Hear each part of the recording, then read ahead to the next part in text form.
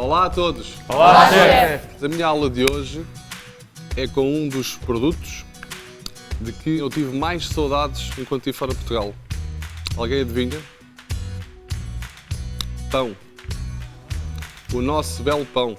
Tenho um convidado especial, o António, que é o chefe de pastelaria da Bica do Sapato. Olá, Está tudo bem? Tudo bem. Estás em forma? Está tudo. Tudo? António, vamos dar aqui uma aulinha de pão. Sim, hoje estamos cá para alunos. falar um bocadinho de pão e como amassar as massas também. Vais fazer uma massa... Vamos fazer uma massa, exatamente. Portanto, neste caso aqui vamos pôr um bocado de farinha no recipiente.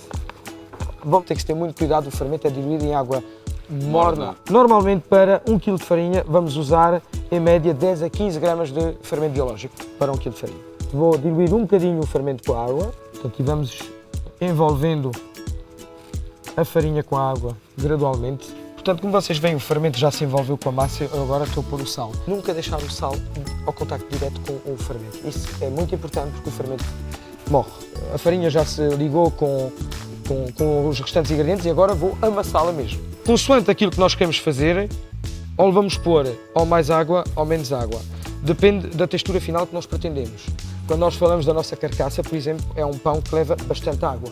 O nosso pão alentejano já é um pão que leva pouca água, uma massa mais rica. Ela vai começar a ficar bem lisa, bem lisinha. Normalmente, quando nós acabamos de amassar, há sempre uma fase que pode ir entre os 15 e os 30 minutos de descanso. Chama-se isso uma pré-fermentação. E depois de ter isso feito, aí moldamos o pão e aí há novamente uma fermentação que é iniciada. Portanto, como vocês veem aqui, a massa ganhou um bocado de corpo, dá para vocês perceberem que ela já está ligada. Agora temos que deixar repousar um bocadinho. Estamos a falar de 1 ou 2 minutinhos, deixá-la repousar para esticá-la. Vamos então rechear a massa. Tenho aqui 2 robalinhos. Vamos fazer uma açorda no pão de camarão e vou-vos mostrar também as tibornas. Basicamente é uma fatia de pão alentejano, principalmente assim um pão rústico. Vamos fazer uma de queijo de cabra com mel e alecrim e vamos fazer também uma de tomate com um bocadinho de alho, um bocadinho de ervas aromáticas, azeite, uma coisa mais tradicional. Mas enquanto isso, vamos então fazer o peixe. Eu aconselho sempre a que o peixe seja inteiro. Por exemplo, se vocês colocam só os filetes do peixe, o peixe vai cozinhar muito mais depressa e o que vai acontecer é que o pão, a massa ainda vai estar crua e o peixe vai estar praticamente cozinhado. Com sal. Aqui também no interior. E vamos colocar um pouco de tomilho. Enquanto ele está a cozinhar, faz uma espécie de vapor e o sabor das ervas aromáticas começa-se a espalhar pelo peixe. A massa não convém ela agarrar à bancada do todo porque ela rasga.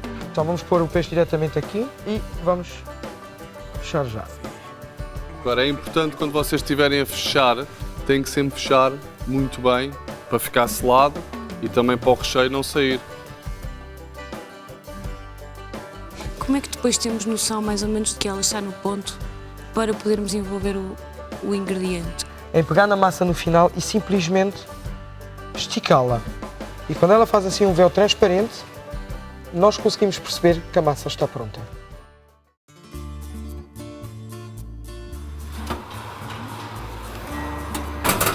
A 20 minutos no forno, não é, professor? Portanto, o forno tem que estar sempre pré-aquecido. Quando o pão começar a ficar, obviamente, no ponto, não é?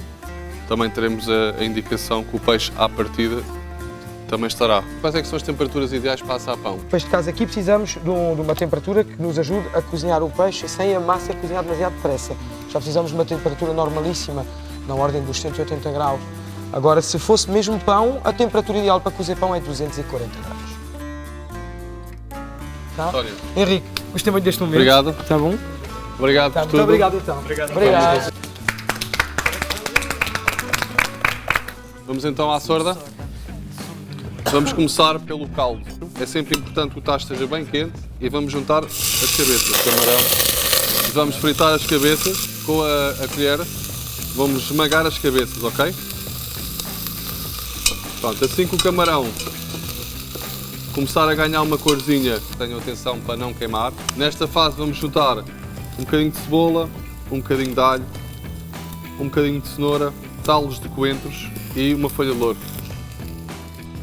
Vou juntar só um pouco de polpa de tomate, isto é mais por causa da cor e também para dar um bocadinho mais de ligação ao caldo. A água fria suficiente só para cobrir, aproximem-se, espreitem. Repararam que eu não pus sal?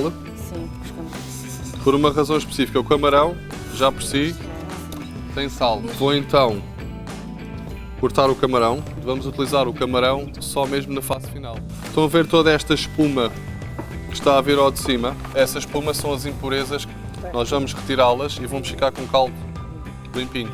O caldo demora mais ou menos 15 a 20 minutos, ok? Portanto, vou juntar o pão aqui num tachinho.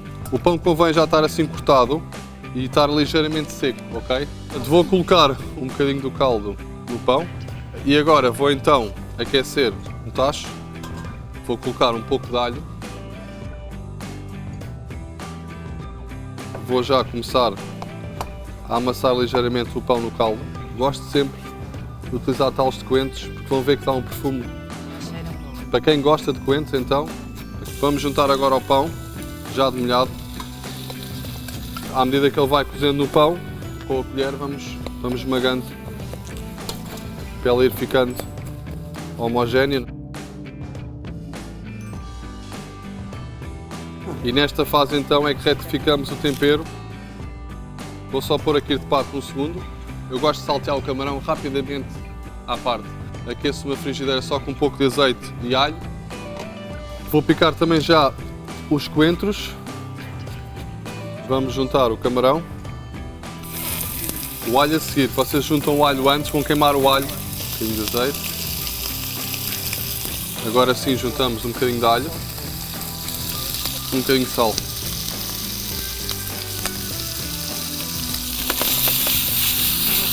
Só rapidamente.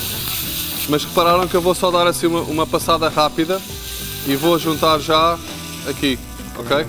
Que ele agora é só para ganhar sabor. Vou juntar os coentros frescos, um pouco mais de caldo. E eu também gosto de finalizar só com um fio de azeite, ok? Eu gosto de colocar assim a açorda dentro do pão. O pão que nós usamos na açorda é o pão que estava aqui dentro, ok? Provem só enquanto ela está quente.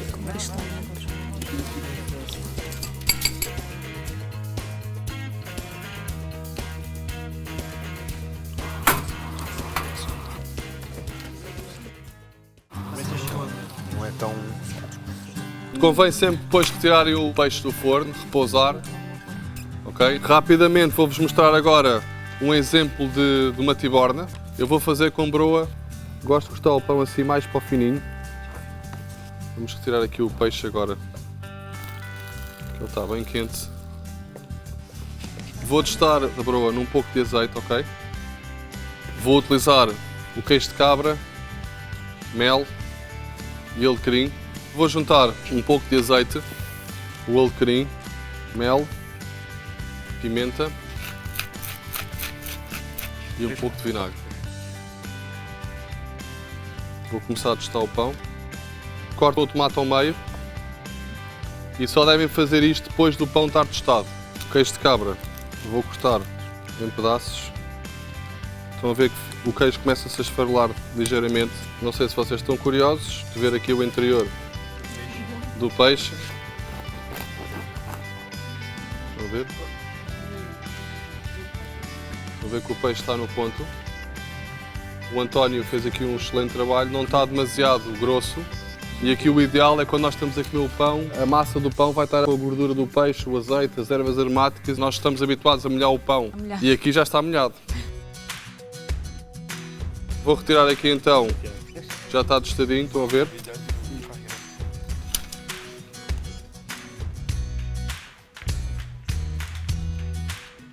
Podem colocar um pouco de pimenta por cima. A seguir vamos fazer só aqui a do alho. Agarram no alho, esfregam, tomate. Tento colocar um bocadinho de tomate por cima, o cebolinho picado. Vou só acabar com um bocadinho de mel por cima e com um bocadinho de azeite por cima deste. Vamos lá provar isto no instante.